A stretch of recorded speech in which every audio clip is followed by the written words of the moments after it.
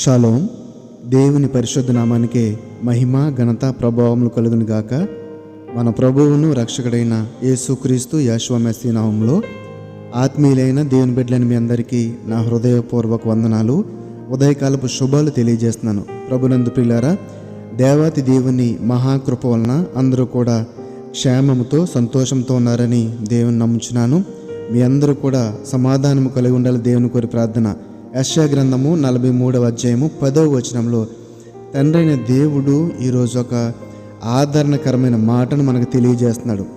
యెషయా గ్రంథము 43వ అధ్యాయం 10వ వచనం, నీవు నా దాసుడవనియు నేను నిన్ను ఉపేక్షింపక ఏర్పరచుకుంటుననియు నేను నీతో చెప్పి ఉన్నాను. నీకు తోడై ఉన్నాను, భయపడకము, నేను నీ దేవుణ్ణి ఉన్నాను. దిగులు పడకము, నేను నిన్ను బలపరుతును.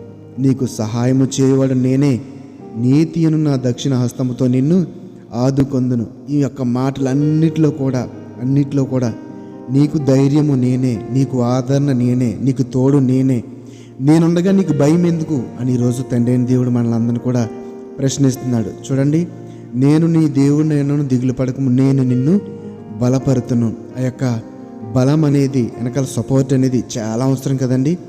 ఏదైనా మనం ఒక పనిచేసే కంపెనీలో అయినా సరే, ఏదో కొంతమంది వ్యక్తుల ఆ సపోర్ట్ అనేది అవసరం. ఒక కుటుంబంలో అయినా సరే, మన కుటుంబంలో మన కుటుంబానికి సంబంధించిన రక్త సంబంధికుల వాళ్ళ యొక్క సపోర్ట్ అవసరం. కొన్నిసార్లు అనుకోకుండా లేనిపోని గొడవల్లో మనం పడుతూ ఉంటాం. దాని నుంచి తప్పించుకోవాలంటే ఎవరో ఒకరి సహాయం, ఎవరో ఒకరి సపోర్ట్ అనేది చాలా ముఖ్యం. అయితే ఇక్కడ కూడా ఇటువంటి బలం గురించే తండ్రి అయిన దేవుడు ఈరోజు మనతో మాట్లాడుచున్నారు. ఈ మాటను ఇంకా కొంచెం లోతుగా అర్థం చేసుకుంటే కనుక యెషయా గ్రంథము 40వ అధ్యాయంలోనే 30, 31, 32 వచనంలో మనం చక్కగా చూడగలుగుతున్నాం. బాలురు సొమ్మసిల్లుదురు, అలయుదురు, యవనస్తులు తప్పక తొట్టిల్లుదురు. యెహోవా కొరకు ఎదురు చూచువారు నూతన బలము పొందుదురు. నూతన బలము, నేను నీకు బలమునిస్తానని చెప్తున్నాడు కదండి దేవుడు. మనం చదివిన మాటలు చూస్తే కనుక నేను నీ దేవుడిని అన్నాను, దిగులు పడకము, నేను నిన్ను బలపరుతును. మరి ఆ బలం ఏంటి అని చూస్తే కనుక ఈ యొక్క మాటలో మనకు చాలా క్లియర్గా అర్థమవుతుంది. ఏంటి ఆ నూతన బలం ఏంటంటే, తండ్రి అయిన దేవుని యందు భయభక్తులు కలిగి జీవించడమే నీకు బలము. మరొకసారి చెప్తున్నాను, తండ్రి అయిన దేవుణ్ణి నమ్మి ఆయన కొరకు ఎదురు చూస్తూ, ఆయనను స్తుతిస్తూ, ఆయన ఆరాధిస్తూ ఆయన చెప్పిన మార్గంలో నడవటమే మనకి బలము. ఒకవేళ నువ్వు అలా ఉంటే గనక నీవు ఆయనకి కుమారుడు లేక కుమార్తె, లేకపోతే నువ్వు ఆయనకి వారసుడు లేకపోతే వారసురాలు. మరి మన పిల్లలకు ఇబ్బందుల్లో పడితే, మన పిల్లలకి కష్టం వస్తే, నష్టం వస్తే తీర్చేది ఎవరండి? మనమే కదా. తట్టుకోగలమా? అలాగే పరమున్న తండ్రి కూడా నువ్వు ఆయన నమ్మి పూర్తిగా విశ్వసించి ఆయన మీదే ఆధారపడి ఆయన వైపే చూస్తూ నువ్వు ఇబ్బందులు పడితే గనక ఆయన చూస్తూ ఊరుకోడు. ఖచ్చితంగా ఆ యొక్క సపోర్ట్ని, ఆ యొక్క బలాన్ని ఆయన ఇచ్చడానికి సిద్ధంగా ఉన్నాడు. మరి ఆయన్ని పూర్తిగా అంగీకరించావా లేదనేదే నీవు ఈరోజు ఆలోచించుకోవలసిన విషయము.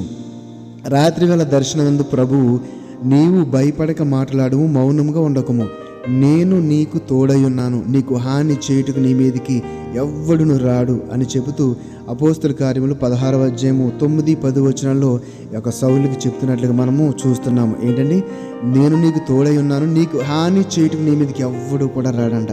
ఆయన తోడుంటే గనక ఎవరు వస్తారండి? ఆయనకి శత్రువు ఉన్నాడా?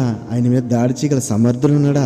ఎవరు లేరే. మరి అటువంటప్పుడు ఆయన దేవునిగా కలిగి ఉన్నందుకు, ఆయన తండ్రిగా కలిగి ఉన్నందుకు, జీవమగల దేవుణ్ణి మనం కలిగి ఉన్నందుకు అదే మన అతిశయోక్తి, అదే మనకు గర్వము. అటువంటిప్పుడు నువ్వు భయపడవసరం లేదు.